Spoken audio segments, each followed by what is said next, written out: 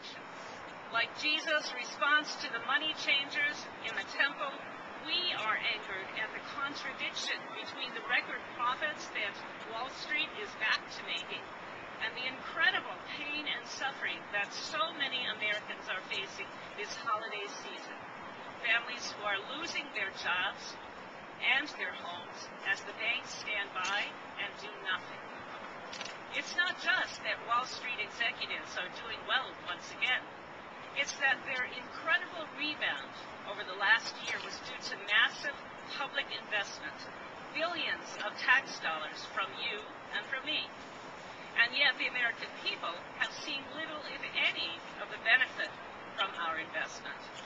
Instead, banks continue to foreclose on homeowners at a record pace, while continuing the same reckless behavior that got our country into the mess in the first place. This includes massive bonuses.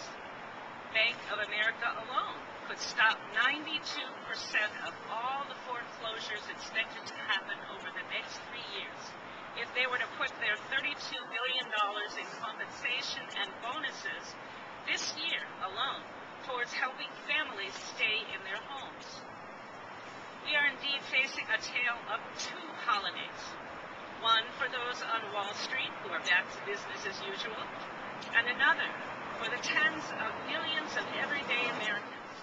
And now it's my pleasure to introduce Mercy Martinez from San Jose, California, who will share with us her experience receiving a subprime loan and why Congress needs to act to protect consumers from such predatory lending practices. Thank you, Reverend Cohen. My name is Mercy Martinez. I'm a homeowner in San Jose, California. I'm a member of Most Holy Trinity Catholic Church, which is a part of PACT San Jose and a member of PICO National Network.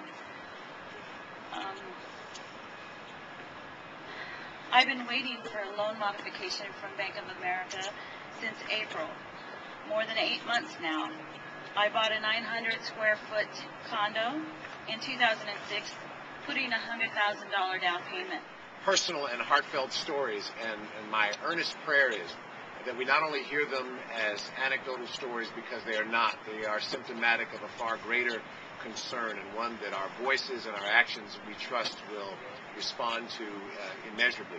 I want to talk for just a brief moment about the irony of grace.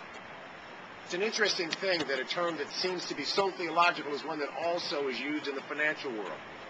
The idea that one has unmerited and unearned additional time or favor, if you will, to pay a debt is called a grace period. And how interesting it is that the financial giants of our nation were extended a grace period. They were extended a grace period, and many thought indeed it was unearned and unmerited and spoke vociferously against it. But nevertheless, they were the beneficiaries of grace. And many would argue that that grace, meaning bailouts, that grace meaning all the efforts that have gone into restabilizing those institutions, have a long-term benefit for all of us. Well, how difficult is it to understand that very same concept on a human scale?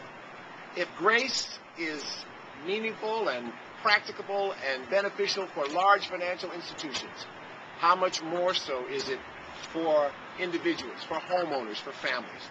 And I would just like Wall Street and those who at this very moment benefit in great measure from abundance and even excess to think about the fact that they, being very much so the recipients of grace, are going to be held accountable for that grace, if you will, that they do not themselves extend.